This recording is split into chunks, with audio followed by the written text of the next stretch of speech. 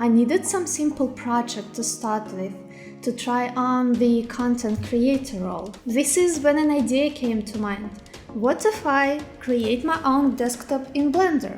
Because why not? References for the objects aren't necessary, since I have everything in front of me. Well, today I'm gonna try and make that idea come to life. I'm going to start from scratch, modeling most of the objects from my desktop, making a special neon mood and combining everything into a cute stylized illustration. Let's get straight into it! Usually, a project like this starts with a concept, but since we don't have it, we first have to collect some pictures to create a mood board. So let's go and gather some inspiration from illustrations on the internet. The computer game Subnautica, I think, gives off vibes that I'm looking for. There are dark shades since it's set in a deep water environment, but also a lot of colored neon details. The idea is not to make a scene like in Subnautica, but to just take a few details. We'll also need some 3D illustrations to have for reference and to be able to measure object scales, so we can make everything look like in cartoon. Time to open Blender and get to work!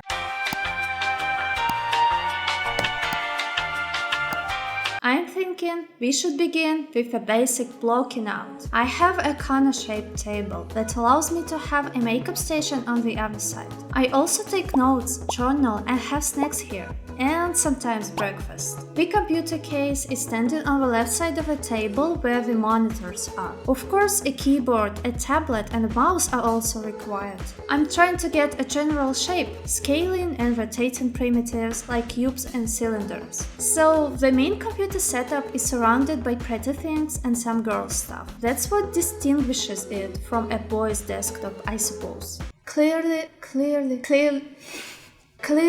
we don't need to create as many things as I have in real life unless we want it to become messy. Just a few more objects on the right side.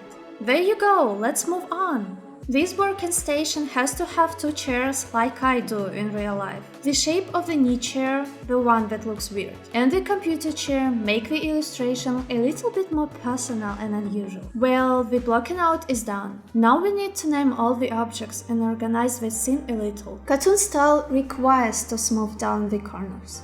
So let's do it! All the objects look way better with a subdivision modifier. It's helping us get rid of awkward shapes. This weird puffy thing under the table is the foot pillow. I've also added these legs to the desk to give it a loft vibe, like it has in real life. And of course, a missing stylus nearby the graphic tablet.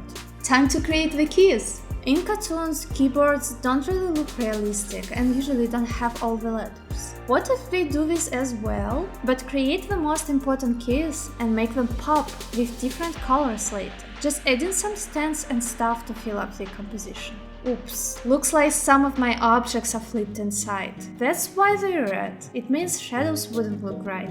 Alright, red's better. To make the computer case look futuristic as it really is, I've changed the front side. I've rounded off the corners and added some bevels to make it look more complicated and not so boring. I like it, just getting rid of these backups. Oh, this one took some time to model because of all these holes. The shape of a real organizer is much more complicated though. After some tweaking and changing the wireframe, it ended up like this. Continue adding smooth corners and shapes to all the objects. And it's time to make chairs. Using tools in edit mode, I reshaped the corners of the cubes to make them round and instantly began working with wooden parts and giants. All the parts seemed pretty good, so we're moving to create the computer chair. Nothing quite special here, just adding some curved shapes and details. The last base element I want to add is a handle, so I can mirror it later. The organizer needs to have some makeup stuff, like brushes and eye pencils. Later on, we'll add some eyeshadows also. There you go! A pretty cool idea came to mind. Since I decided to give my illustration a Subnautica vibe, wouldn't it be interesting if we make a computer case that looks like an aquarium? So let's start by making the water. The mesh requires subdivision for the displace modifier to work. Let's get straight to the shading window to make the water look more like water. I'm creating a material using different nodes to add this crystal look. Something went wrong here, and I really had no idea what, until I realized that I had the wrong render engine selected. I switched to cycles and now it works, and the sand material is also needed. All done! I want to change the computer case wall material so we could see the water inside it. Oh, I'm already liking this. This is my first attempt picking up a color palette to the composition using references. We'll see if it works. There are the eyeshadows that we've been waiting for, and I almost forgot my brand new headset. Making these ear cups just from a primitive box and a headband from a Taurus. A bit of tweaking so the headset would look nice and comfy on this stand.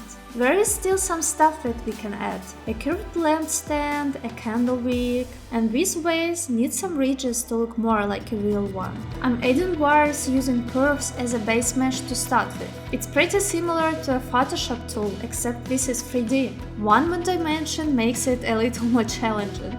There you go! I was wondering how I should create these cotton flowers. They do look like clouds in one way, so let's try this option first. I'm afraid I will regret this decision. Let's give it a shot anyway. But before we make a whole bouquet, I want to try another color palette. And it's important we make a nice composition. Things need to be on unrealistic cotton scales. The composition wouldn't be enough without the floor and walls. They will help us to find a perfect angle for a camera later. I increased the computer case scale and moved stuff around until I had a setup that I quite liked. Meanwhile, Blender froze so many times during this. It was so annoying. All because of these freaking cotton flowers. I'm going crazy. But there's always another option. I've created some ecospheres, mixed them together to achieve this weird shape, and added a subdivision modifier to make it look smooth.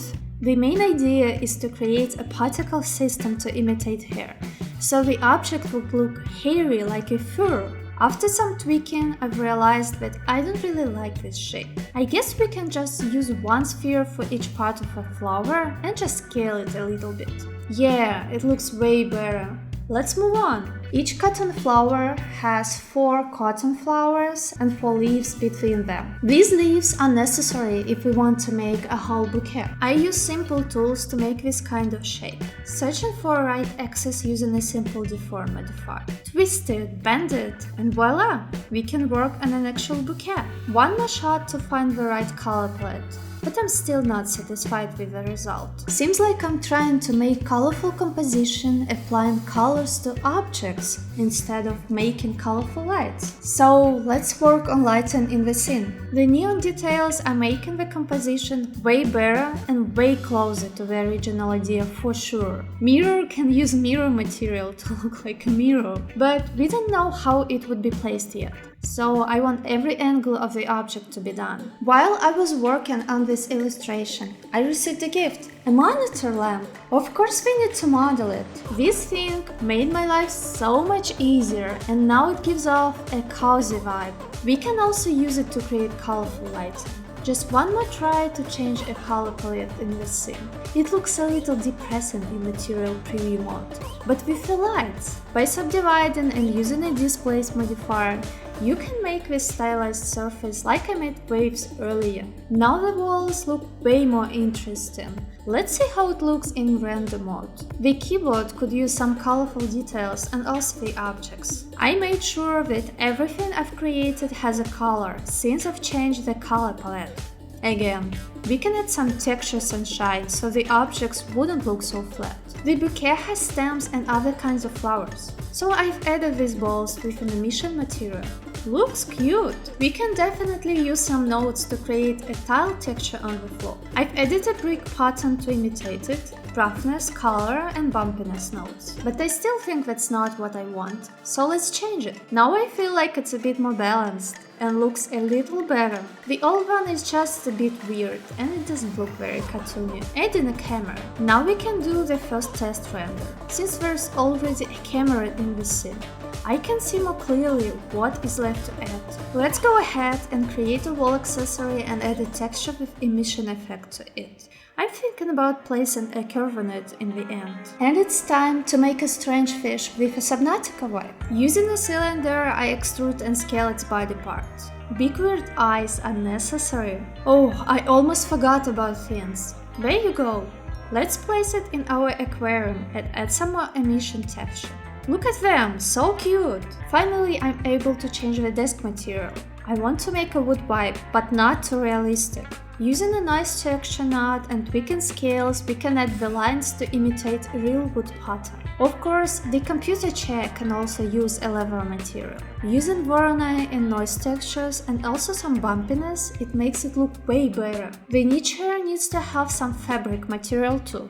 This one requires a wave texture knot. Time to open up Adobe Photoshop to create some pictures for the monitors. I don't want them to be too bright, so I decided to make a gradient using colors from the last color palette.